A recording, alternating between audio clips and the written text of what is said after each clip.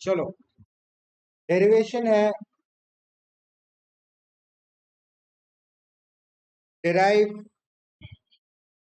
an expression for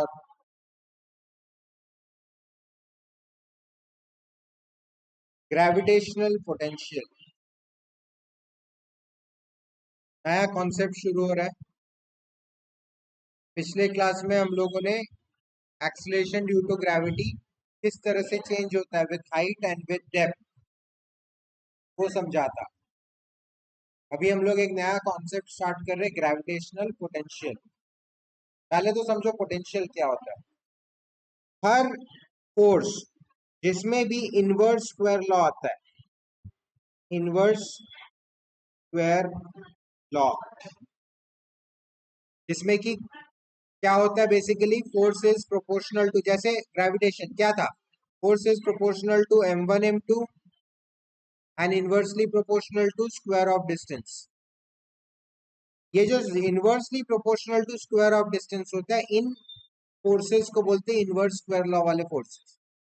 इसमें gravitation आता है, इसमें इलेक्ट्रोस्टैटिक फोर्स आता है, इसमें भी क्या होता है, proportional to q1 q2 and inversely proportional to square of distance. तो इलेक्ट्रोस्टैटिक फोर्स, मैग्नेटिक फोर्स भी ऐसे ही होता है, प्रोपोर्शनल टू m1 m2, मतलब ये मैग्नेटिक स्ट्रेंथ रहता है, दिस इज नॉट मास, दोनों अलग अलग है, and inversely proportional to square. तो magnetic force, gravitational force, electrostatic force, ये सारे के सारे इनवर्स स्क्वायर लॉ को फॉलो करते हैं। इनवर्स स्क्वायर लॉ क्या क्या हो गया कि इनवर्स डी वो 1/r² को प्रोपोर्शनल रहता है, ठीक है। ये सारे फोर्सेस में एक चीज, एक कॉन्सेप्ट रहता है कॉल्ड कॉल्ड पोटेंशियल। आप जब 12th में इलेक्ट्रोस्टैटिक्स पढ़ोगे तो आपको इलेक्ट्रोस्टैटिक पोटेंशियल का टॉपिक आएगा, जब मैग्नेटिज्म पढ़ोगे तो मैग्नेटिक पोटेंशियल का टॉपिक आएगा, अभी ग्रेविटेशन पढ़ रहे हो तो हमारा ग्रेविटेशन पोटेंशियल का कॉन्सेप्ट आ रहा है, ठीक है। पोटेंशियल क्या होता है, देखो ध्यान से समझो, ये आप लोगों को 12th में भी ये पोटेंशियल में काम आएगा। पोटेंशियल होता है, मान लो यहाँ पे कोई एक मास है m, ठीक है, इसका ग्रेविटेशनल फील्ड रहेगा चारों तरफ। ग्रेविटेशनल फील्ड का डेफिनेशन क्या था, three dimensional space around a mass on which the mass can exert some force, gravitational force, है ना। तो इसके चारों तरफ मान लो ग्रेविटेशनल फील्ड है, ऐसे बड़ा सा फील्ड है। अब मैं एक यूनिट मास को इंफिनिटी से उठा के, मान लो मुझे देखना है, एक रैंडम पॉइंट ले लेते, पॉइंट ए, मुझे देखना है पॉइंट ए का ग्रेविटेशनल पोटेंशियल कितना है। तो मैं क्या करूंगा, एक 1 kg यूनिट मास को उठाऊंगा मैं इंफिनिटी से और उसको ले आऊंगा मैं पॉइंट ए पे, ठीक है। अब ग्रेविटेशन फोर्स क्या होता है, पुल करता है, अट्रैक्टिव होता है। तो मैं जब इस मास को ला रहा था यहाँ पे, तो क्या हो रहा होगा, ये मास इसको खींच रहा होगा, अट्रैक्ट कर रहा होगा, मतलब क्या, इस तरफ एक्सिलरेट करने की कोशिश कर रहा होगा मेरा 1 kg, उसका स्पीड धीरे धीरे बढ़ेगा। अगर मैं छोड़ दिया ऐसे ही तो 1 kg धीरे धीरे स्पीड बढ़ाने लगेगा, एक्सिलेट होने लगेगा। लेकिन मेरे को विदाउट एक्सिलरेशन लाना, 1 kg अगर छोड़ दिया तो एक्सिलेट करने लगेगा, तो मेरे को उल्टे तरफ फोर्स लगा के विदाउट एक्सिलेशन कांस्टेंट स्पीड से ले जाना, ठीक है। अगर ये इस तरफ एक्सिलेट हो रहा है तो मैं इस तरफ फोर्स लगाऊंगा तो वो कांस्टेंट स्पीड से आएगा ना, आ रहा है समझ में। तो मेरे को कांस्टेंट स्पीड से लाना है, ये इंपॉर्टेंट फैक्टर है। तो मैंने फोर्स लगाया कुछ यहाँ पे, और इंफिनिटी से यहाँ तक कुछ डिस्टेंस भी हुआ। फोर्स इनटू डिस्टेंस क्या होता है, वर्क डन होता है। तो ग्रेविटेशनल पोटेंशियल का डेफिनेशन क्या हो गया, work done in bringing an unit mass, work done in bringing an unit mass from infinity to a point inside the gravitational field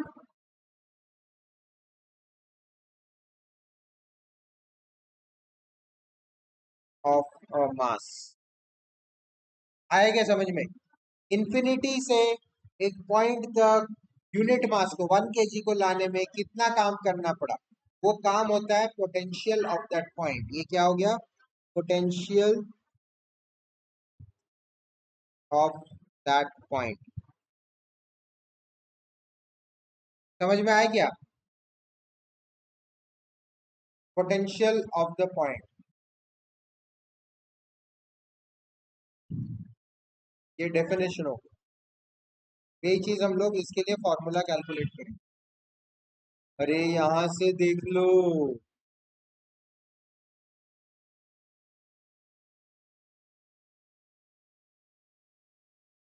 हो गया लिखना. अब इसका डेरिवेशन करते हैं. इसके डेरिवेशन के लिए इसका फॉर्मूला पहले देखो क्या.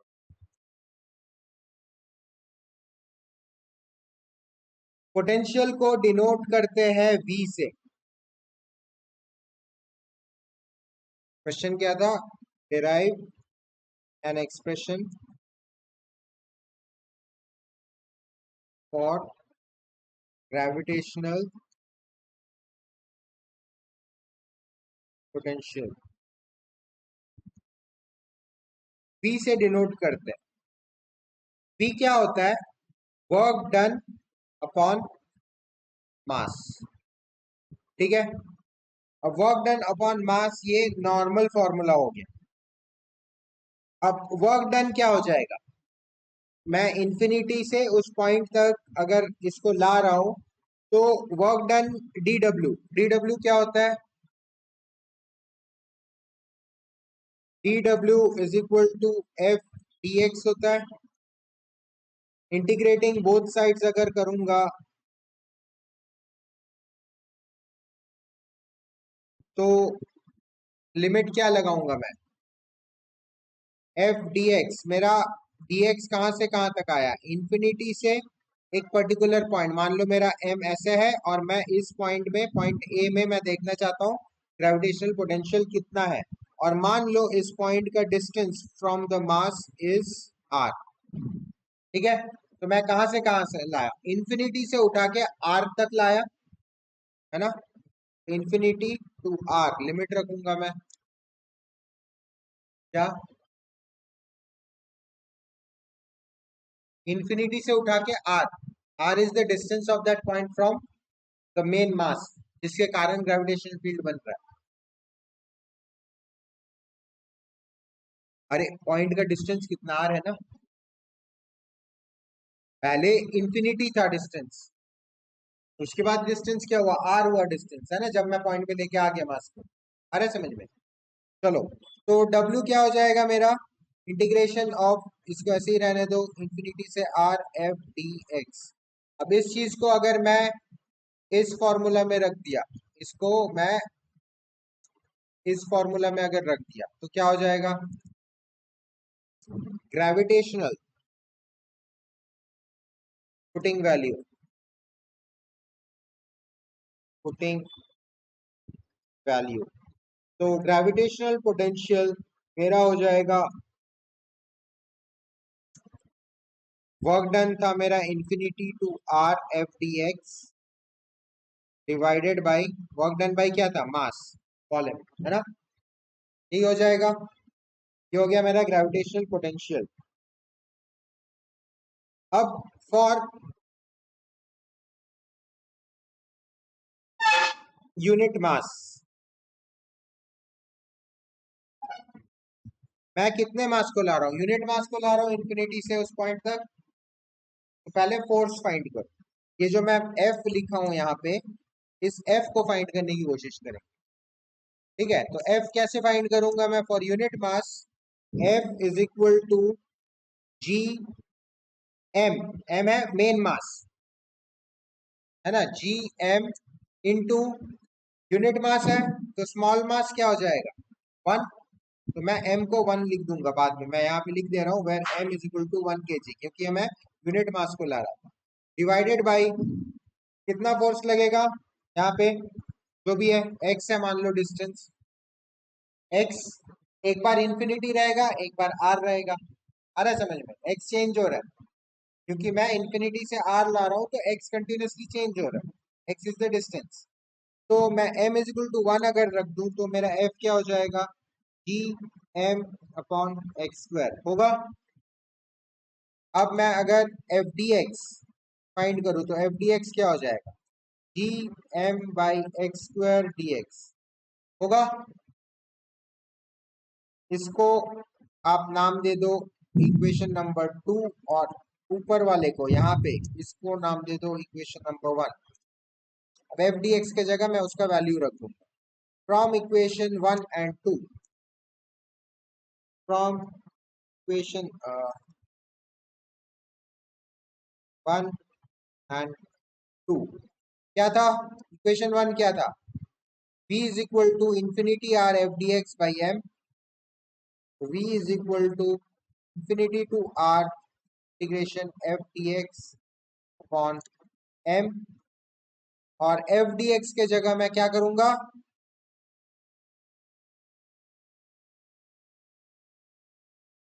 g m by x square dx, ये वाला वैल्यू लिख दूंगा। इतना है समझ में।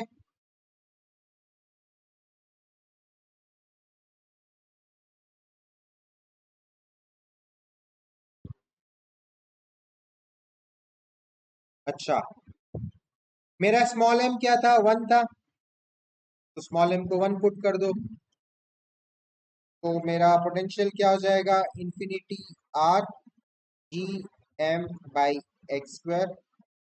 यहाँ पे एक काम करो, एक स्टेप ऐड कर दो,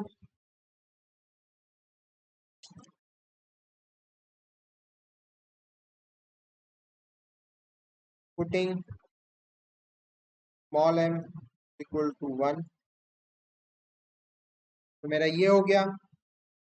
अब इसको मैं अगर इंटीग्रेट करूं, g और m तो कांस्टेंट है, जो मेन मास है सेंटर में वो भी कांस्टेंट है और g भी कांस्टेंट है, तो ये दोनों बाहर निकल गए।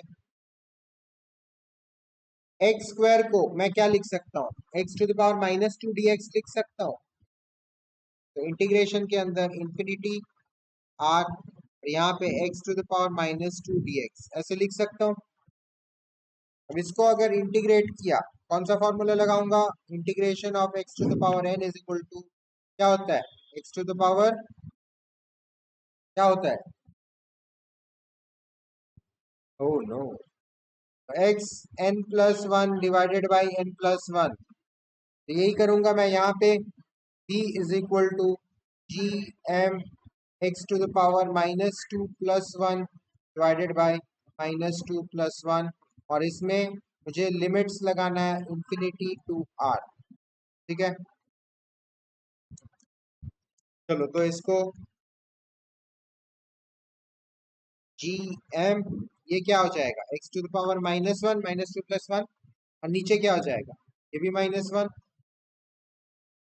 इंफिनिटी और आर, तो माइनस बाहर आ गया, माइनस जी एम कर देता हूं मैं, X to the power minus 1 मतलब क्या, 1 बाई एक्स, और लिमिट्स लगा दो इंफिनिटी और आर,